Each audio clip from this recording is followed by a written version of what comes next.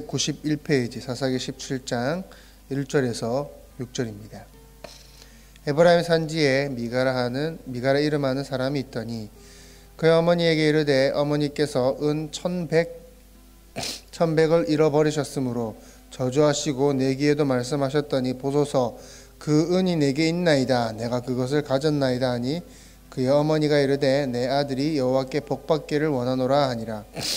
미가가 은 1,100을 그의 어머니에게 도로 주매 그의 어머니가 이르되 내가 내 아들을 위하여 한 신상을 새기며 한 신상을 부어 만들기 위해 내 손에서 이 은을 여호와께 거룩히 드리노라. 그러므로 내가 이제 이 은을 내게 도로 주리라.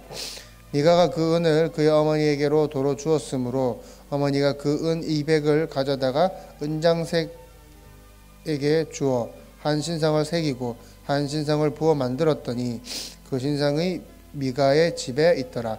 그 사람 미가에게 신당이 있으므로 그가 에봇과 드라빔을 만들고 한 아들을 세워 그의 제사장으로 삼았더라. 그때는 이스라엘에 왕이 없었으므로 사람마다 자기 소견에 옳은 대로 행하였더라. 아멘. 사사기의 내용은 17장 6절 말씀처럼 그때는 이스라엘에 왕이 없으므로 사람마다 자기 소견에 옳은 대로 행하였더라. 왕이 없으므로 사람들이 각자의 소견에 옳은 대로 자기가 원하는 바, 자기가 뜻하는 바, 살아가고 싶은 바, 행동하는 바, 자기가 육신이 원하는 바 그렇게 살아왔습니다. 그렇게 살아왔다라는 것을 사사기는 반복해서 우리에게 말해주고 있습니다. 사사기에 여러 사사가 있었지만 그 사사들을 대표하는 사사가 삼손이죠. 이제 삼손이 죽었습니다. 삼손이 죽고 사사기의 마지막에 삼손이 죽은 이후로 사사기 마지막까지 계속 정말 하나님이 없는 왕이 없는 자들이 어떻게 사는지, 하나님을 왕으로 모시지 않는 자들이 자기 소견에 옳은 대로 행하는 그 자들이 어떻게 사는지, 하나님이 그들의 왕이셔야만 하지만 하나님만 의지하고 바라보고 살아야만 하지만 그렇지 않은 자들이 어떻게 살아가는지를, 그들의 삶이 어떠한지를, 얼마나 비참한 삶을 살아가게 되는지를 사사기 마지막에 이렇게 모아서 사사기는 이야기를 해주고 있습니다. 사사기 마지막 후반부에는 정말 그 왕이 없는 자들의 비참한 삶을 보여주고 이제 이어서 나오는 책이 무엇입니까? 룻기죠.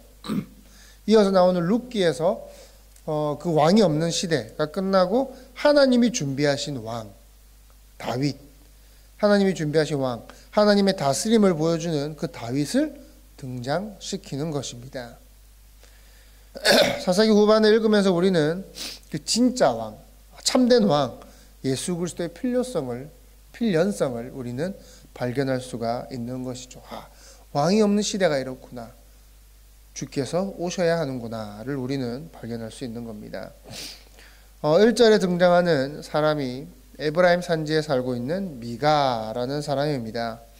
에브라임은 사사기 곳곳에서 등장을 하죠. 질투의 화신으로 표현할 수 있을까요? 그렇게 에브라임은 자주 등장을 합니다. 그 미가가 등장을 하고 있지만 그 미가라는 그 한 사람의 이야기는 아닙니다. 미가라는 사람이 있었는데 그 사람의 혼자만의 이야기는 아닙니다. 이스라엘 당시가 이러했다, 그 당시 모습이 이러했다라는 것을 이 미가라는 사람을 대표로 보여주고 있는 것이죠.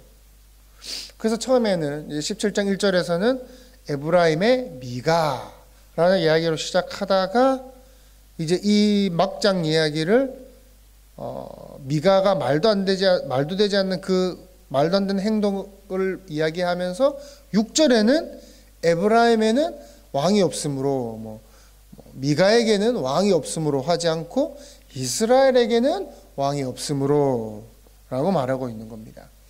미가라는, 에브라임에 사는 미가라는 그 한 사람으로 이야기를 시작하지만 이것은 이스라엘의 이야기다, 이스라엘이 당시 이랬다라는 것을 말해주는 것이죠.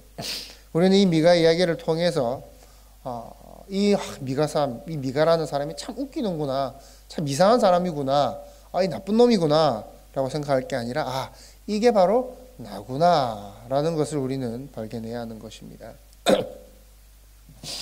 5절에 보면 그 사람 미가에게 신당이 있으므로 그가 에봇과 드라빔을 만들고 한 아들을 세워 그의 제사장으로 삼았더라. 미가가 이제 신당을 짓습니다. 마음대로 제사장을 또 세웁니다. 근데 이제 이러한 행동들, 미가가 했던 행동을 이스라엘의 왕이 없었기 때문이다 라면서 이렇게 성경은 확대하고 있는 겁니다. 간단한 내용은 이렇습니다. 미가의 어머니가 은 1,100냥을 잃었습니다. 미가의 어머니가 이 훔친 자를 저주합니다. 누구 훔쳤는지 모르겠지만 이놈 그냥 뭐 다리나 부러져라 막 이런 식으로 했겠죠. 막 저주를 합니다. 근데 이 훔친 자가 알고 보니까 아들인 겁니다. 아들이 다시 어머니에게 그 1,100냥을 돌려줍니다. 이쯤이면 어떻습니까? 아들이 이제 엄마한테 맞아 죽어야 되겠죠. 그런데 웃긴 게 어머니가 하나님께 하나님 이거 취소합니다. 내가 저주 내렸던 거 취소하고 다시 복 주세요 라고 이야기를 합니다. 그것이 2절입니다.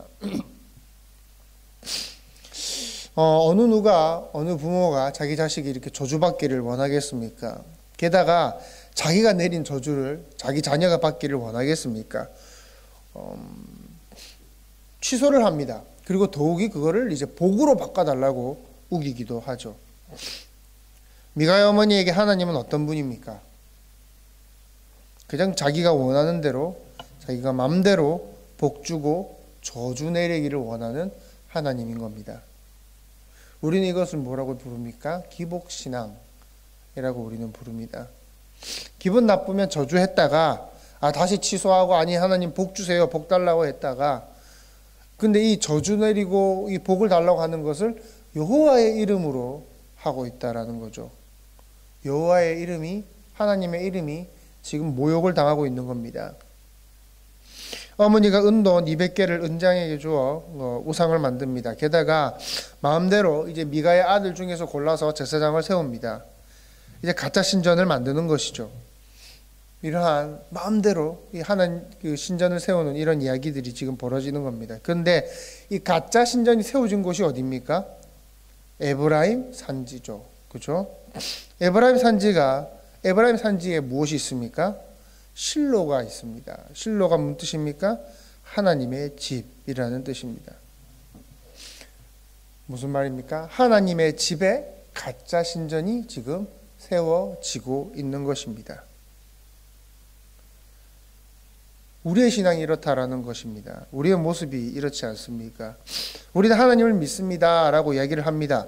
하나님을 믿는다고 하면서도 같이 교회 나와 함께 예배 드리면서도 그 안에서 내가 만든, 내가 원하는, 내가 바라는 하나님을 따로 또 만들어서 섬기고 있지는 않습니까?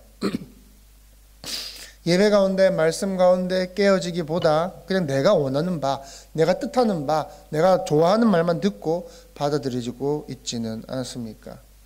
하나님께서는 뭔가 복 주시고 또 내가 원하는 대로 저주하시기를 원하는 어떤 기복신앙으로 섬기지는 않습니까?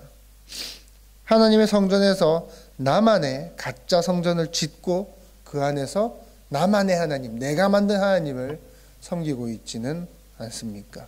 우리의 모습을 돌아보아야 할 것입니다. 기도하겠습니다.